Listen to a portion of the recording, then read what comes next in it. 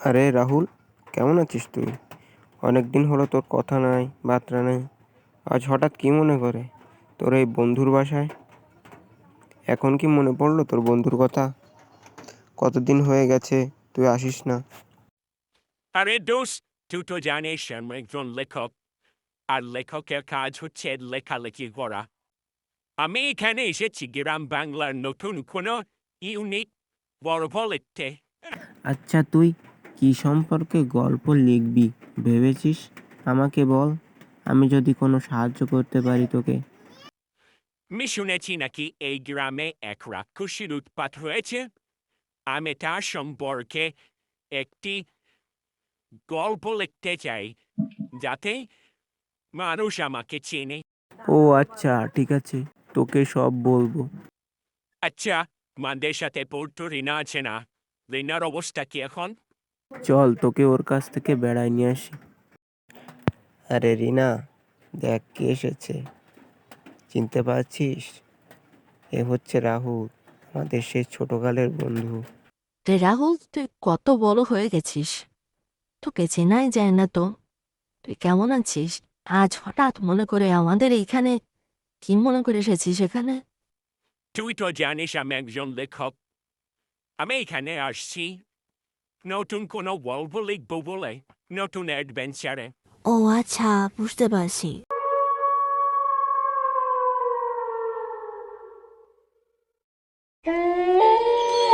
দাদি, আমি শুনেছি নাকি পাশের জঙ্গলে এক রাক্ষসী থাকে, সেটা কি সত্যি? যদি সত্যি হয় তাহলে আমি তাকে দেখতে চাই।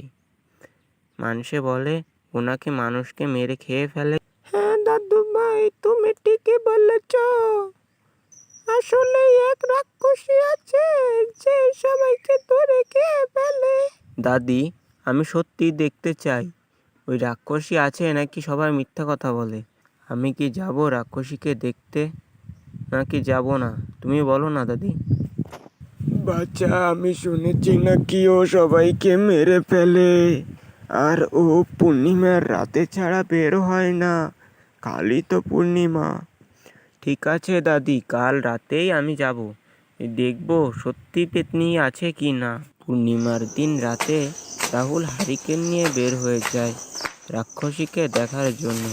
সত্যি কি রাক্ষসী আছে কি নেই তাই যাচাই করার জন্য।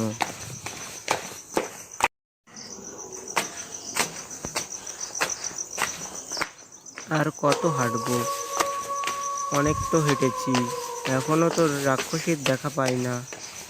দাদি বলেছিল তো এই বট গাছের নিচে নাকি রাক্ষসী থাকে।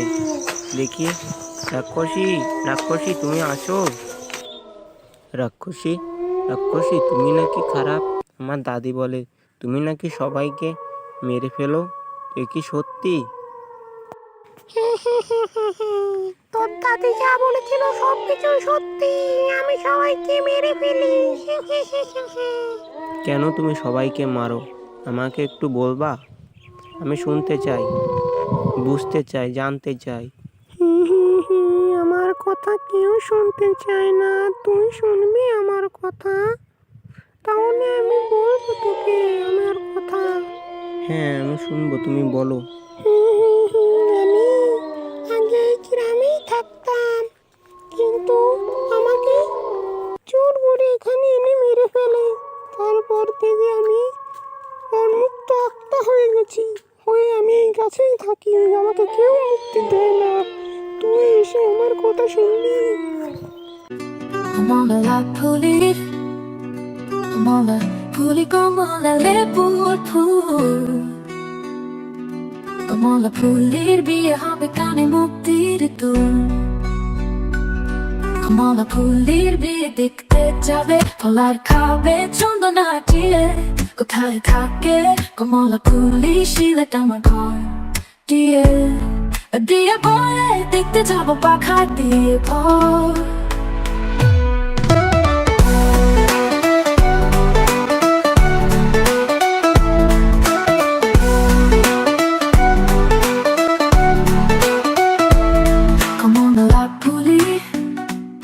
কমলা ফুলি, কমলা লেবুর ফুল। কমলা নতুন কমলা ফুলি দিয়ে দেখতে যাবে ফলার খাবে চন্দনা দিয়ে কোথায় থাকে কমলা ফুলি শিবে আমার ঘর দিয়ে বলে দেখতে যাবো পাখায় দিয়ে ভর। অনেক অনেক দিন আগের কথা। চন্দনপুর নামে একটা গ্রাম ছিল। সেখানে বাস করত এক কৃষক, নাম তার সুজন। সুজন ছিল অনেক ভালো মনের মানুষ, কিন্তু সুজনের বউ ছিল অনেক বদমেজাজি। সে সবসময় সুজনকে গালাগালি করত। একদিন মনের দুঃখে সুজন বাড়ি ছেড়ে চলে যায়। সে হাঁটতে হাঁটতে এক বনের ভিতর একটি গাছের নিচে গিয়ে বসে আর মনে মনে ভাবতে থাকে সে আর কখনো বাড়ি ফিরবে না। সুজন যে গাছের নিচে বসেছিল সেই গাছের উপর দিয়ে এক পরী উড়ে যাচ্ছিল। সুজনের কান্না শুনে পরীরানী আকাশ থেকে নিচে নেমে এলো। এসে সুজনকে জিজ্ঞাসা করলো, তুমি এখানে বসে কান্না করছো কেন? তখন সুজন বলল, আমার বউ আমাকে সবসময় ঝগড়া করে, তাই আমি বাড়ি ছেড়ে চলে এসেছি। তখন পরী বলল, এই ব্যাপার, তাইলে আমি তোমাকে সাহায্য করতে পারি, কিন্তু আমার একটি শর্ত আছে। তখন সুজন বলল, বলো পরী, কি শর্ত? পরী বলল, আমাকে তোমার বিয়ে করতে হবে। সুজন একটু ভেবে বলল, ঠিক আছে, আমি রাজি।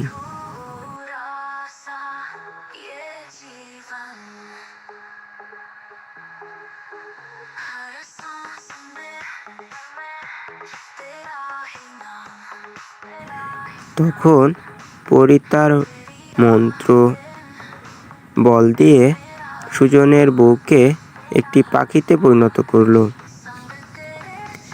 এরপর পরীরানী সুজনকে বিয়ে করে সুখে শান্তিতে বাস করতে লাগলো। অনেক অনেক কাল আগের কথা। এক ছিল গভীর জঙ্গল। সেখানে থাকতো এক নির্ভয় বাঘ, নাম তার রুদ্র। শক্তিশালী আর ভয়ঙ্কর। সেই জঙ্গলের পাশেই ছিল এক ছোট্ট গ্রাম। সেখানে থাকতো শান্ত স্বভাবের গরু, নাম তার গোলাপ। একদিন সন্ধ্যায় গোলাপ জঙ্গলের কিনারায় ঘাস খেতে এসেছিল। হঠাৎ রুদ্রের সামনে এসে দাঁড়ালো। তখন রুদ্র এসে বলল, তুমি এখানে কি করছো ছোট্ট গরু? জানো না আমি এই জঙ্গলের রাজা?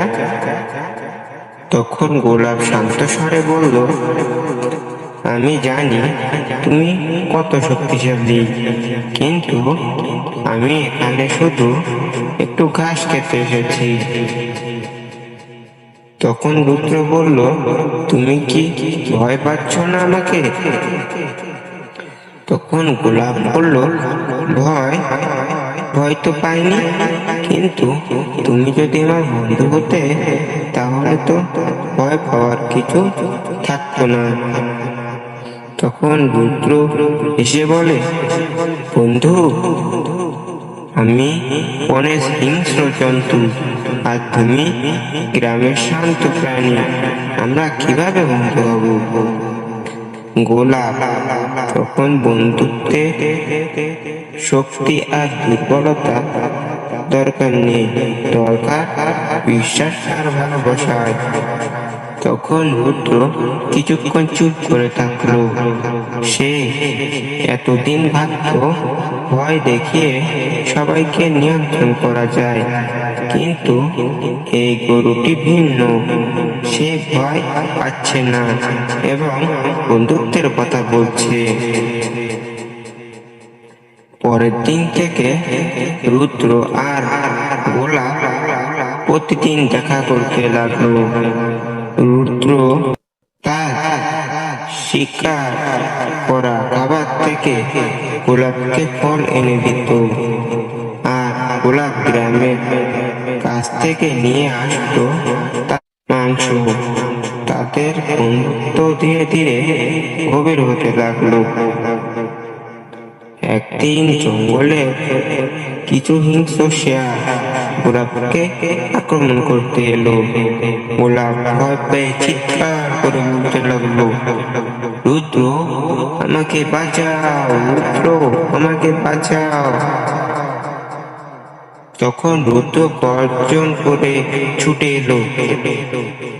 তার প্রচন্ড গর্জনে শেয়ালটা ভয় পেয়ে পালিয়ে গেল। তখন রুদ্র বলল, আমি তোমার বন্ধু, কেউ তোমাকে কষ্ট দিলে আমাকে সামনে পাবে। তখন গোলাপ হাসতে হাসতে বলল, আর তুমিও যদি কোনোদিন বিপদে পড়ো, আমি তোমার পাশে থাকবো।